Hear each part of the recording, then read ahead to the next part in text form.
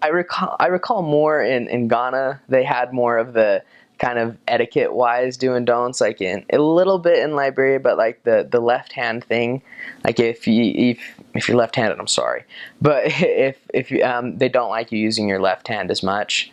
For various reasons, but they don't like you if you like gonna shake with your, that you obviously don't shake with your left hand. It's an insult if you're gonna hand something with your left hand, if you're gonna take something with your left hand.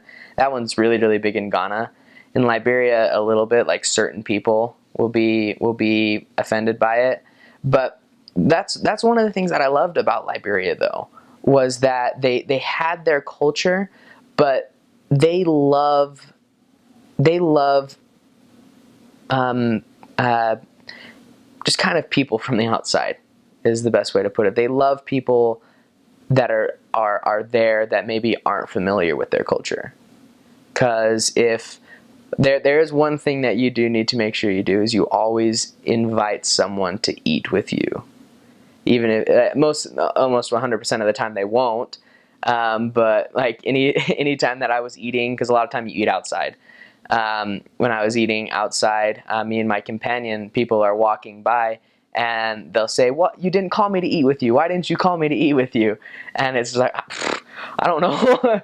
But that's one thing they will always say if you're walking by and they're eating, if they're eating outside, because you spend most of your time outside teaching everything.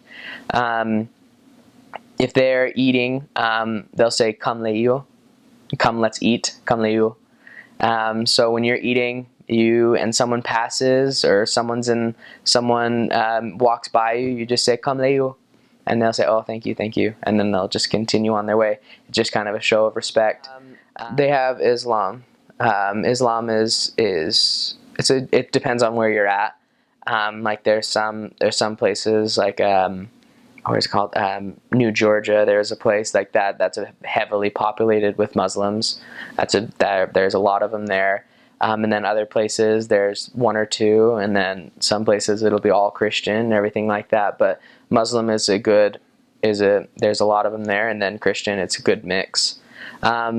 And there's, from what I recall, there wasn't any necessarily rules. Like they have them in some other missions, how you have to get special permission to be able to teach them, because like we said, everyone wants to learn about what religion has to offer, because they believe religion blessed their life so much. If they're Muslim, they want to hear about Christianity, because it's not just because they want to join, but they're interested in learning.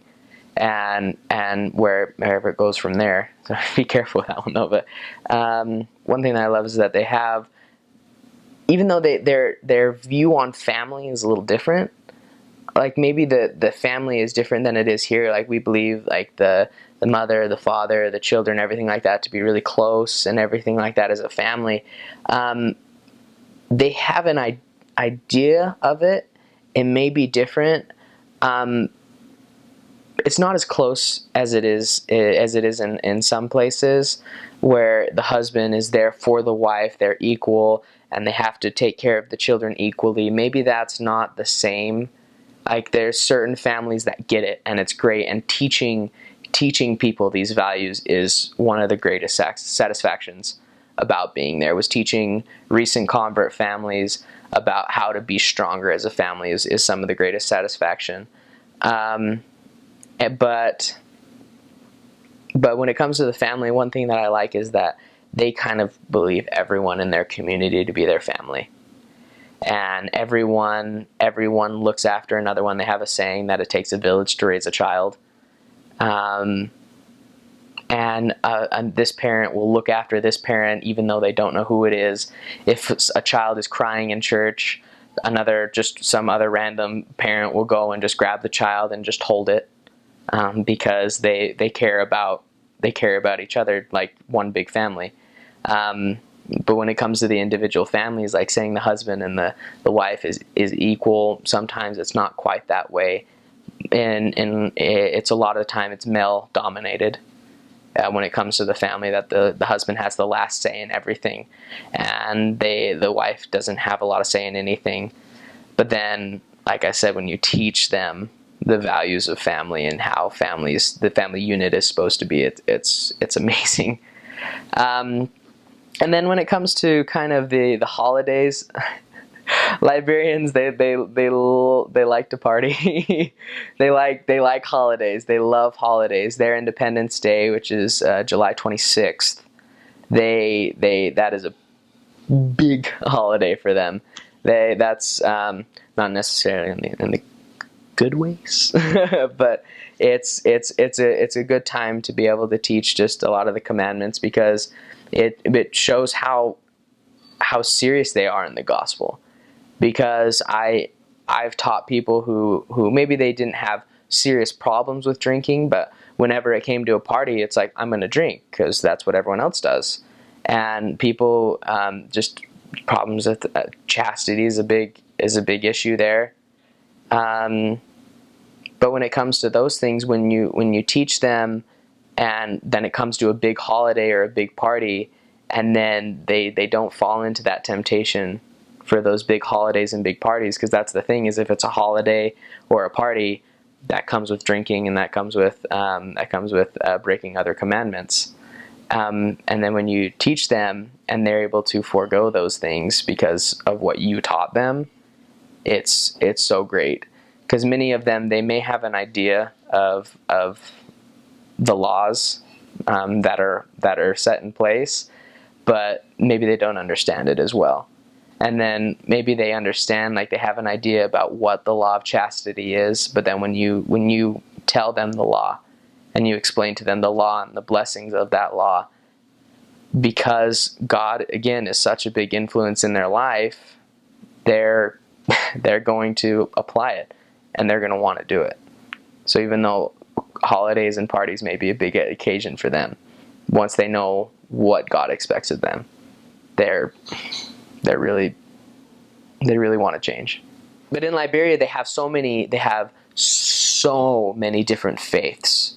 I mean, I went on my mission thinking that, because just like the different type of religions they have here, they maybe don't have too many, but I went on my mission thinking that there's maybe like 10 churches, maybe.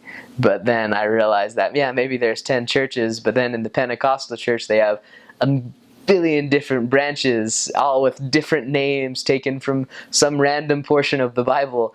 And then the Presbyterian have another bunch of different kind of branches, or different kind of churches with different pastors teaching different things, and not just those certain churches, but just in Liberia, there's so many churches.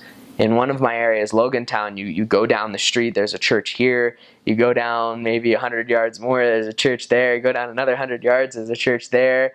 There's a pastor living in every other house. But their churches, they're all over the place. And even though that, for the Christian community anyway, even though they all believe in Jesus Christ and believe in God, there are going to be so many different ways that they understand Him. Like you get maybe like when it comes to the Godhead, maybe you get here that they have that we believe that in the Trinity or something like that, and then we believe in the Godhead. Maybe there's the only two separations, but then you're going to get some crazy doctrine where the Godhead is compared to a snake or something like that, where it's taken somewhere out of the Bible. But they have so many different churches, and with that comes so many different beliefs in just a simple principle. They're going to have such different understandings for just a simple principle. And even when it comes to like the baptism, they're going to have a million different ways you baptize someone. That's just how it goes when it comes to the culture, and when it comes to especially Christianity. There so many different churches, so many.